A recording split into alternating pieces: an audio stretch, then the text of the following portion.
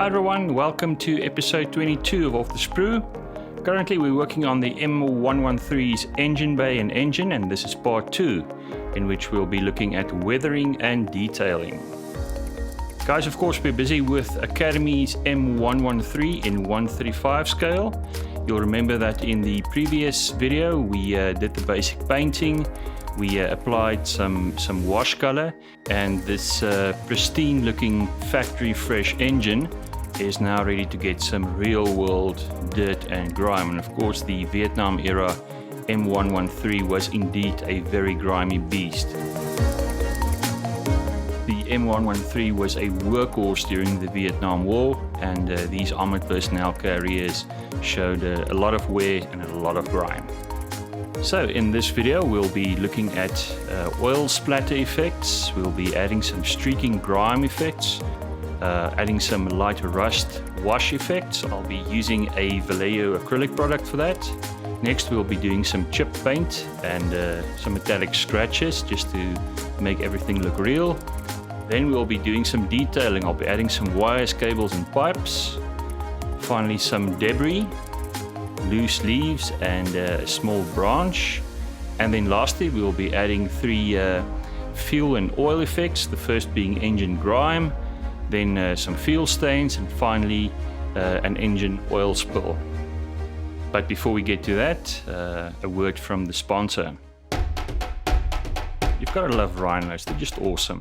They're really one of the amazing things about my country, and they're now very much a protected species. But I digress. This build is sponsored by Zululand Hobbies. Do check out their website, zululandhobbies.co.za. Okay, so first up is the engine compartment. This looks way too clean to be realistic, and to fix that I'm going to add some fuel oil splatter. I'll be using this product from Vallejo. It says petrol spills. Of course this is a Detroit diesel engine, it doesn't matter. The only thing that we want is a realistic effect. We'll also be needing a hard bristle brush, and also finally a little stick similar to this. Guys, it's very important to first test all these effects on paper. Please don't do this for the first time on your final model. Don't ask me how I know that. Trial and error.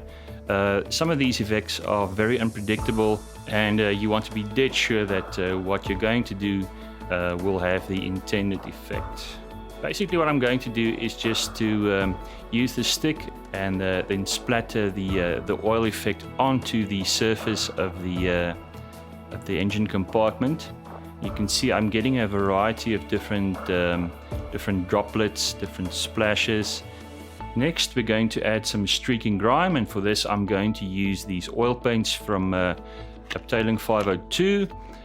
I'll need some cardboard and then a couple of these colors. The first one is earth. Don't worry about the actual names of these paints. Basically we just need a few brown or brownish type colors. Next one I think is brown wash. Again, we don't really care about the physical name. This is light mud, and this is dark mud. A few spots of this will work as well. So basically how this works, you might have seen this in other tutorials as well, is first we're going to apply a few of these dots in random places. I'm going to use odorless thinner, in this case the manufacturer's own thinner, and this is now applied a little bit at a time with a brush. What you're trying to do is to do downward strokes, upward and downward brush strokes, and you're basically smearing the oil paint. Let's try a different color. Again, applying this to random areas on the engine compartment. Perhaps some of the darker brown shades, and again with a downward and an upward motion, we are basically smearing the oil paint. And there you go. That's the final effect. Certainly happy with this. Next I'm going to add some light rust. Now it's very important to remember that the M113 was made out of aluminium. The holes were aluminium and therefore it would not rust. However, the engine block would be made of steel and with some steel nuts and bolts and things, and these will show some rust. So I'm using this light rust wash from Vallejo.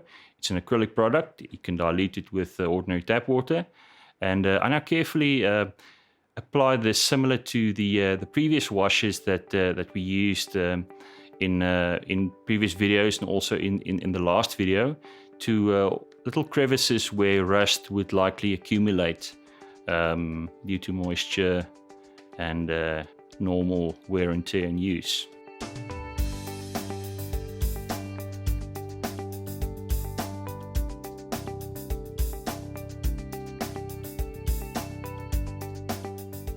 Next, I want to chip the paint, and for this I'm going to use a small sponge, and this is clipped into a tweezer. And the color I'm going to use is oily steel from the model color range. This is similar to dry brushing. I'm going to put some paint onto the sponge and then dab away as much of this as possible. You need to be very careful with this effect. You can easily overdo this. And to apply it, I start to very lightly dab the edges of different panels in the engine compartment with this sponge, and you'll see I'm getting a random sort of a chip paint effect.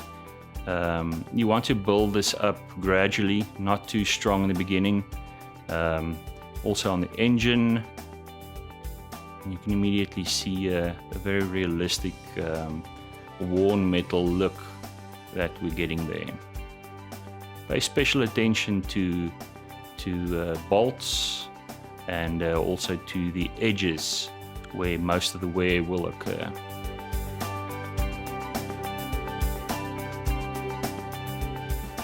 Next up is some detailing. I'm going to add some wires, some electrical wires, and a variety of pipes and cables. For this, I'm going to use 0.5mm black wire from Tamiya, as well as this thinner 0.25mm copper wire from AK. The trick to remember when you need to add some wire is to always drill a small guide hole. This will apply to engines and also to radio sets. Super glue by itself usually struggles to keep all wires in place, but if you drill a small guide hole, it makes it easier for the glue to form a bond between the wire and the surface. First, I just apply these wires more or less where I see them in my reference pics. Again, drilling guide holes just to get things to stick the first time. Of course, this is very delicate work. You should not be in a hurry when you try to do this. And finally, when the basic cables and wires are in place, I can start to position them where I want them and glue them in place with super glue with a super fine applicator.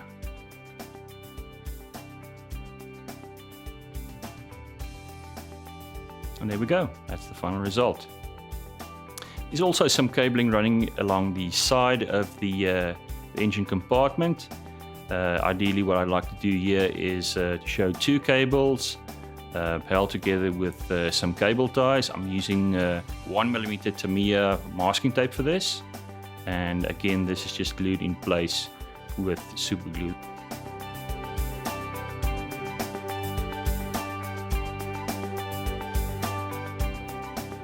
That's the progress so far. It's certainly starting to look the business. Loving this look, but we still need to add a few more items. One of the things I wanted to add was some debris, some leaves and some twigs inside the engine compartment. There's some open spaces where you'll certainly see this if the hatch is open. Now, this was my initial plan, but then I chatted to an Army veteran who was actually a driver in the 113, and he told me that the engine hatch has rubber gaskets with the purpose of keeping out water and debris. However, this is such a nice detail that I decided to run with it anyway. Sort of take a little bit of artistic license. Perhaps the leaves blew in while the engine hatch was open. There's always an excuse if you really need one. First is the twig. I use some very fine, I think this is 0.3mm silver wire for this. This is covered with PVA glue. While that's drying, I'm going to prepare the leaves. I'm using some golden olive acrylic from Vallejo. This is brushed onto paper. And when it's dry, I simply cut out my leaf shapes, as many as I would need. They're super tiny, so they tend to go everywhere. There you go, that's our little leaves. To detail the branch, I'm using some flat earth acrylic from Vallejo just to paint this in. Certainly starting to look like a branch. And then finally, all the leaves are glued to the branch itself. And there we go, a very nice little detail piece that is going to be visible from inside the engine. The last few steps involve fuel and oil, and for this I'm using engine Grime from M113. Of course, this is an enamel product, so it can be diluted with odorless thinner. This is brushed onto exposed areas of the engine where grime, oily grime, would typically accumulate. Of course, if the effect is too strong, just use some odorless thinner and dilute the product a bit more, blend in the colors a bit more. And that's the engine Grime, loving that effect. Next up is fuel stains. I'm going to apply this in a similar fashion to the fuel stains I used earlier, only this is now applied to the engine itself. And again, using the splatter effect with the hard bristled brush that I used earlier. If this is too strong, for instance these large splatter marks up here, you can just use some odorless thinner and remove a little bit of that, just perhaps blend it into the engine bay a bit more. We don't want it to look as though the engine exploded at some point and splattered diesel everywhere. Just some normal wear. There we go. This is starting to look nice and grimy, just as the real vehicles would have looked. In a lot of Vietnam books, the authors would complain about the dust. Vietnam dust got everywhere, this orange dust. And I'm going to add some with pigment. First I use some pigment binder from Vallejo. This is brushed onto the floor surface. Thin coat of that. And then I use a silicone brush, pick up a little bit of the pigment, and then carefully apply it onto the floor areas where I just brushed the pigment binder onto the surface. Be careful with this because this pigment will stick to anything it touches, and you don't want to smear the entire engine with dust. You just want to cover the floor areas. At this point the effect is a bit strong, and ideally what we're looking for is just more or less a scattering of some dust. I used a brush with some odorless thinner and just started to brush away some of the pigment, and you'll see the effect that we're looking for is gradually starting to emerge. Just some residual dust. There we go. I'm plenty pleased with that.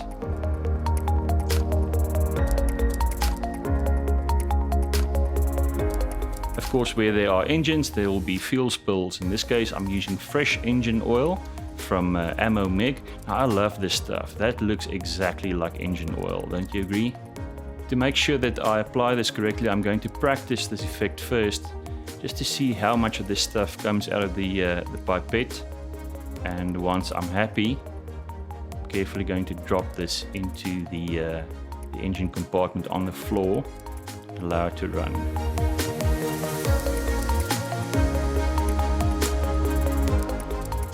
That is exactly the effect that I wanted. There's my oil spill, looking exactly like the real thing would.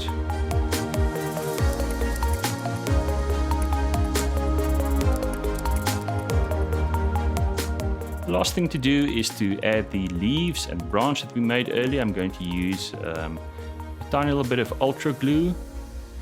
This of course dries completely clear. First bend the leaf a little bit, this little paper leaf that I made earlier, and carefully apply it to the floor on top of that tiny drop of ultra glue.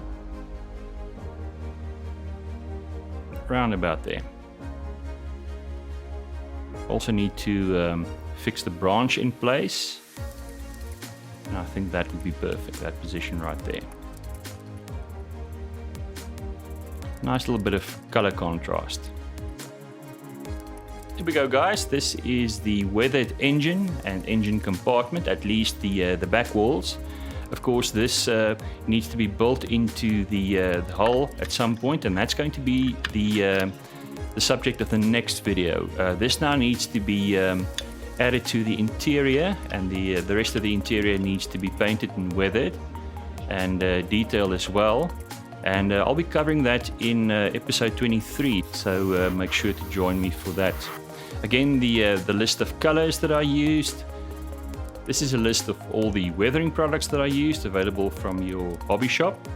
And if you are curious to follow this build, do join me on Instagram. If you follow me, you'll see all the latest updates, some of the things that I'm busy with, a lot of hobby related content that I post on a regular basis.